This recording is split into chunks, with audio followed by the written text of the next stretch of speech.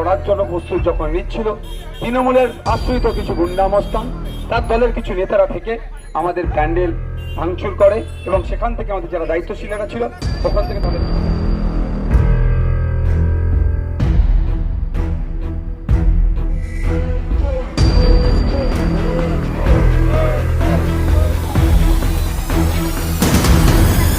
আমাদের প্রার্থী Indian secular ফ্রন্টের প্রার্থী খামচন্দ্র নিয়ে লড়াই করছেন যে আগামী 25 তারিখে তার পক্ষে ভোট যাতে দেয়, সেই বক্তব্য নিয়ে আমরা ভোট নিয়ে সমাজের জন্য কি করব, দেশের জন্য কি করতে চাই, এই নন্দীগ্রামের মানুষের জন্য কি করতে চাই, তমলুকের মানুষের জন্য কি করতে চাই সেটা জানাতে এসেছিলাম।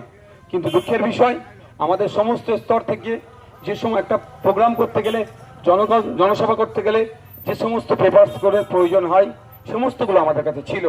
আমরা যত সময়ে প্যান্ডেল মাইক স্টেজ করার জন্য প্রস্তুত যখন নিচ্ছিল, তৃণমূলের আশ্রিত কিছু গুন্ডা মস্তান তার দলের কিছু নেতারা থেকে আমাদের প্যান্ডেল ভাঙচুর করে এবং সেখান থেকে আমাদের যারা দায়িত্বশীলেরা ছিল ওখান থেকে তাদেরকে বিতাড়িত করে।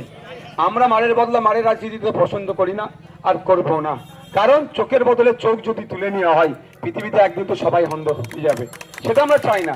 আমরা প্রশাসন বন্ধুদের কাছে, যেখানে উনি ওখানকার যিনি চার্জে ছিলেন সেই সাহেবের সাথে কথা বললাম, তিনি আশ্বস্ত করেছিলেন যে আপনার থানায় যে একটা লিখিত জমা করুন, আমরা তাদের বিরুদ্ধে ব্যবস্থা গ্রহণ করব। তার আশ্বস্ত মতো আমরা ওখান থেকে থানায় এসে পৌঁছেছি। থানার আমাদের মাহিউদ্দিন দা, আমাদের অফিস সেক্রেটারি, আপনাদের এলাকার অবজারভার, আমাদের সবে মিরাজ সাহেবদের একটা নেতৃত্বে 3-4 জনের টিম বড়বাবুর সাথে গিয়ে কথা বলেছেন, বড়বাবু রিসিভ করেছেন, সমস্ত বিষয়টা দেখেছেন। ইভেন বড়বাবু ওই রাস্তা দিয়ে সম্ভবত যাচ্ছিলেন বা তার অফিসাররা যাচ্ছিলেন, মন ছিল সেটাও তিনি নজরে ছিল। অর্থাৎ বড়বাবু এই জিনিসটাকে ভালো চোখে দেখছেন না, এই অন্যায়টাকে দেখছেন না। কারণ আগামীকাল এখানে তৃণমূলের আর একটা মিটিং হবে, প্রত্যেকের গণতান্ত্রিক অধিকার, প্রত্যেকে প্র্যাকটিস করবে, ডেমোক্রেসিকে প্র্যাকটিস করবে যেটার মতো করে। আজকে তৃণমূলের আশ্রিত গুন্ডামস্তরা যদি মনে করে আইএসএফকে এই প্র্যাকটিস থেকে বাধা দেবে, এটা মনে রাখবেন, দেশের আইন বিভাগ ব্যবস্থার প্রতি আমাদের ভরসা আছে। যে বেটা ভাবছে ক্ষমতা আছে, দাদা দিদির হাত তাদের কাঁধে আছে, শুধু তাদের একটু বলে যেতে চাই এখান থেকে যে আপনার জ্যোতিপ্রিয় মল্লিকের হাতেও কিন্তু দাদা দিদির হাত ছিল, কাঁধে ছিল।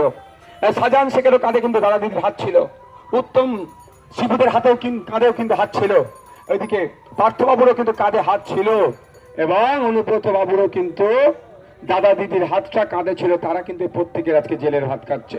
তাই আইন আইন আইন বিচার ব্যবস্থা সবার জন্য সমান, কেউ আইন বিচার ব্যবস্থা ঊর্ধ্বে নয়।